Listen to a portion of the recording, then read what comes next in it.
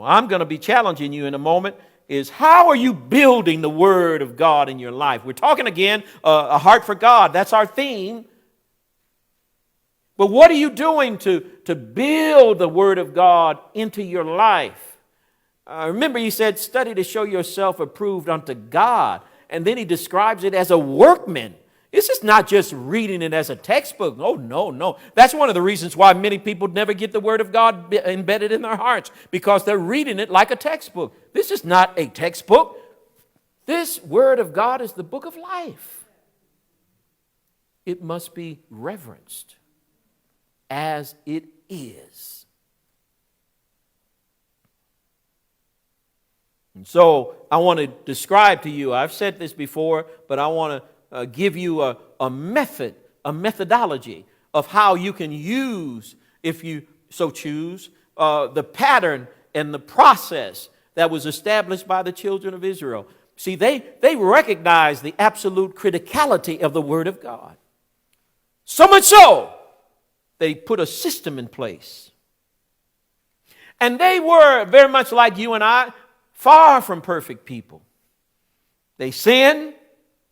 They were persecuted, but they were blessed people, just like you and I. And they needed a word for all seasons. And they needed a methodology, an approach to make sure that the Word of God was embedded not only in their individual hearts, but in their lineage.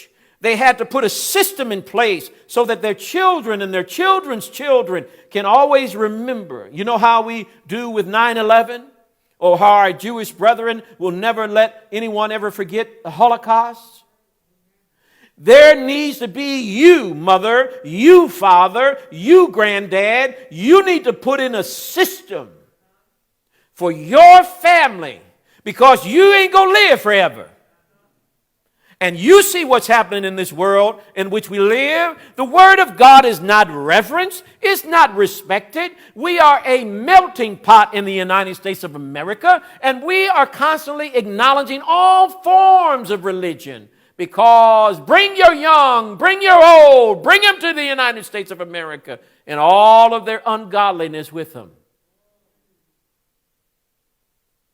And I'm not here trying to run down the United States of America as much as I am trying to lift up why you need to embed the Word of God in your children and your grandchildren's heart, because I've already taught you before about what happens in the next generation.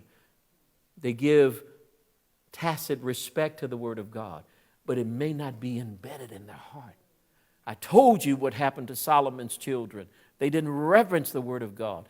Pardon me, it wasn't just Solomon's children. It was Eli's children and Samuel's children. These were mighty men of God. But they did not reverence the Word of God. They didn't roll up their sleeves and say, oh no, we are not going to let this happen to our children. You know what it is? I mean this. I'm going to mess with you. Some of you all are lazy. Yes, you are. Yes, you are. You'll work to the midnight hours for these jobs. You'll work all night long to make that meal for your family on special occasions. But you won't work to embed the Word of God in your children. And you're going to have to pay for that laziness. I'm messing with you, because it has eternal consequences. I went to a family funeral, a relative less than 55, 57 years old. And I saw all these grandchildren, all these kids that I never even saw before. They're cousins, second and third cousins. I'm right now with my older cousins. We're putting together a service just for them. We're going to make sure all of them are going to be there, and we're going to give them the Word of God. Now, I don't know how God is going to take that and the traction of that event and embed it in their hearts, but I don't want to be guilty of not trying. That's my point. What are you doing? That's my point. What are you doing to make sure that this Word of God gets the opportunity to move in their heart when you know the truth?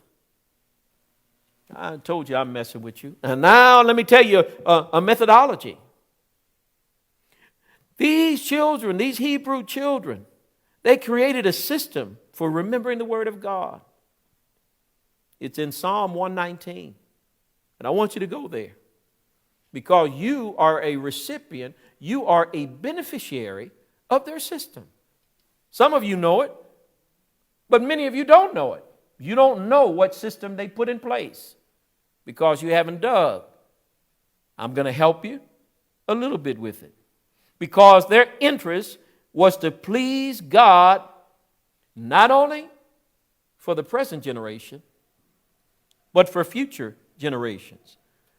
Some of these things you already know. You know that the children of Israel, the Hebrew nation, were persecuted, but they had a word. And that word, all of them are connected to the name of God called Jehovah. Some of these things you already know. I told you I'm talking about generals, and then I'm going specifically with the system. But I want to tell you some of the things you already know.